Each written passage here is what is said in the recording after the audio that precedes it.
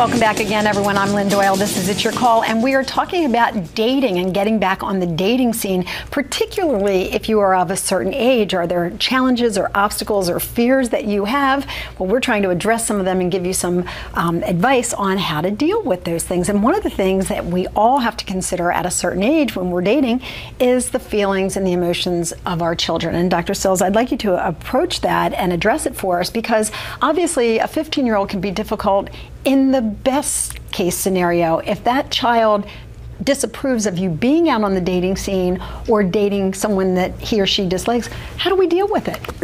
It's a two-step strategy. The first step is protect, and that means you have a private sphere.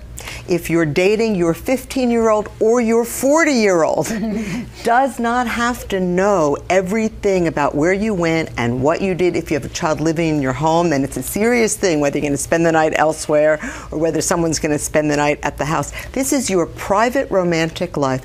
You don't lie about what you do. I date.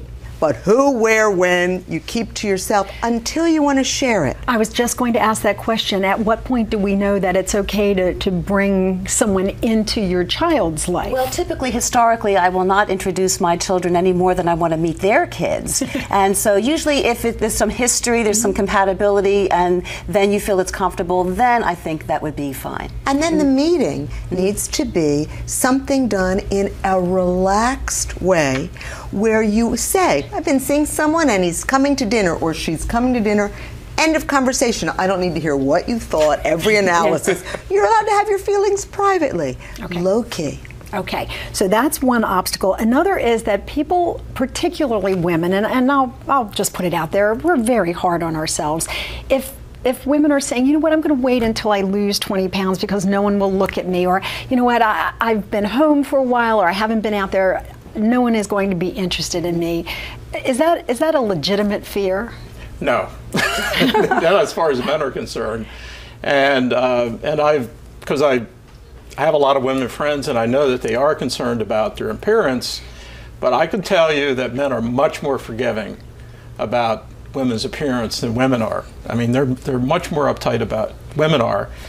Men are more concerned about who you are, what kind of person you are, and they're far less concerned about whether you're the supermodel or you know, the glamour date. There are women all across the country saying, thank you, Michael. You just made me feel so much better about myself. And you can find this out. First of all, I mean, the whole idea of that kind of dread of actually getting naked again. It does eventually get to that point.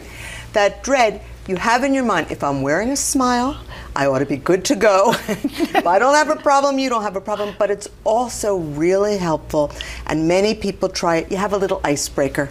A person you're trying this out with. A safe person that likes women, that could maybe be a confidence builder before you're taking on the real thing. A mentor of like sorts. A friend with benefits? Yes. Is that what you're saying? Yes. You know, I interviewed, for this book I interviewed around the country, and everyone describes asking for a little help and choosing wisely along these lines. Keep that in mind. There's a piece of advice. Okay. Now, my last question is whether or not dating sites are the best option for people of a certain age, or whether we should be, you know, asking friends to set us up, going to singles events, or just old-fashioned bar talk like they did it in my day. Well, for myself, I don't typically go on dating sites. I just do not. But two couples on the block where I live met through Match.com, so it worked very, very well for them.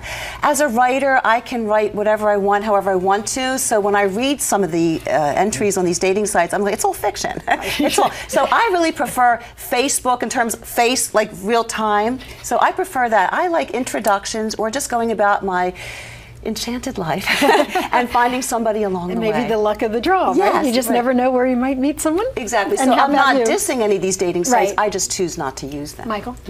I've met most of the people that I've dated through friends or activities that I've been involved in, which I think is the best way to go about it. But I do know two couples on the main line that are in their 50s who met on Match.com and got married.